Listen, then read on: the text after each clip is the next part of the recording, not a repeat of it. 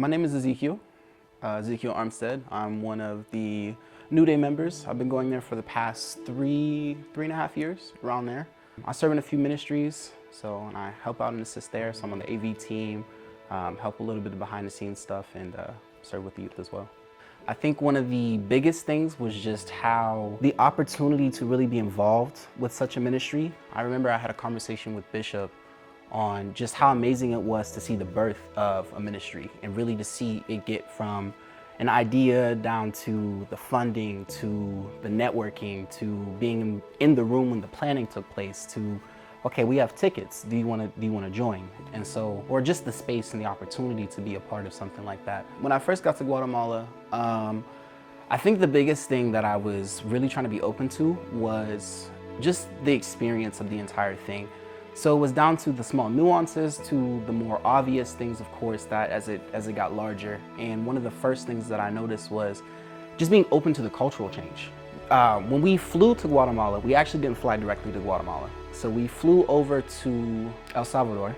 We actually flew back into Guatemala, right? And so it was the progression of, all right, we got on a plane, everyone's speaking English. It gets to a certain point where they start translating everything over to Spanish. And then when we got into Guatemala, everything was in Spanish. So it was automatically like, okay, I'm watching the progression of things change. It was to the vendors outside of the airport. It was the travel all the way to when we had the van and we were headed over towards the first location. It was a lot of small nuanced things along the way. It was the agriculture, it was the people we were meeting, it was the seeing the locations, the building, the culture and the history that we were learning on the way there. Just getting acclimated and really preparing myself of, okay, there's things that you recognize back home that you're familiar with, and those things don't exist here or they look different here, and being okay with that. Some of my first interactions with the children, I thought that I would have to do a lot of things to really mentally fortify myself in order to be with these children. So we were able to go through a presentation to help prepare us and educate us on the things that they've been doing in Guatemala. But ironically, it was more me who would have needed those things than the children. The children had such love, they had such warmness about them. It was like seeing the physical embodiment of joy in each and every child. And they didn't necessarily have, not to say they didn't have their struggles or anything to be upset about, but it wasn't their focus. It wasn't something that like you would think was so burdening that they couldn't experience any other emotion. They were full of light and they were energetic and running around, all the way down to the smallest group, even to the largest group. I might not speak the best Spanish, but to be able to communicate with them and hear it from their own mouths of just how excited they were to have people to play with was truly a blessing. My emotions when I went over to the second location was humbling.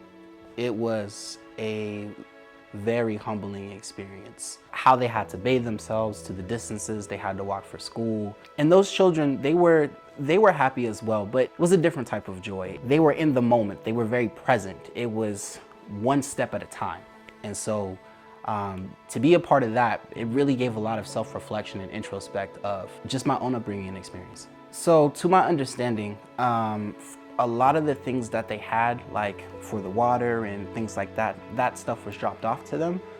But they, as opposed to the orphanage we were in at the first location, were a lot more, they were just there, apart. So you drive down to the location and it's off the side of the road, across the street from some farmland. And so like they had like no fences and they were surrounded by private property, and they shared their communal like bathing space and where their water was with some cows that were on the other side that roamed. So it wasn't just their bathing area, but also their source of entertainment. The kids would jump in and grab stuff out of it. And so like they walked us over and we went over there with them, and they like pulled crayfish out, and they had their shoes and they would take their shoes off and they would jump in. So I spoke with one of the gentlemen there, and he had told me a story about what his experience was out in America, the United States, I mean. And so he was telling me that he's been to the States a few times and things that he did, but he was telling me that here in the United States, we own very little and we do a lot, compared to life in Guatemala, where they own a lot and be more present and relax a little bit more. Really got me into the mindset of thinking that working isn't everything. And because we work so hard and we own so little of it, it's very temporary. The second would be just faith. just the faith that the children have, the faith that all of the adults had that we had spoke to, and just even when we were on a trip up a mountain, what that was like. I would love to continue missions work.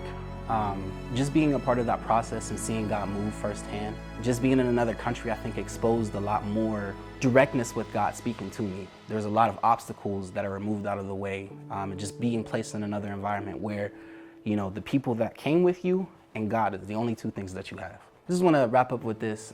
Thank you so much to the Valdivias, Mr. Daniel and Miss Arlene, for really allowing me this opportunity to be a part of Abounding Ministries and partaking one of my first mission trips of many. So thank you.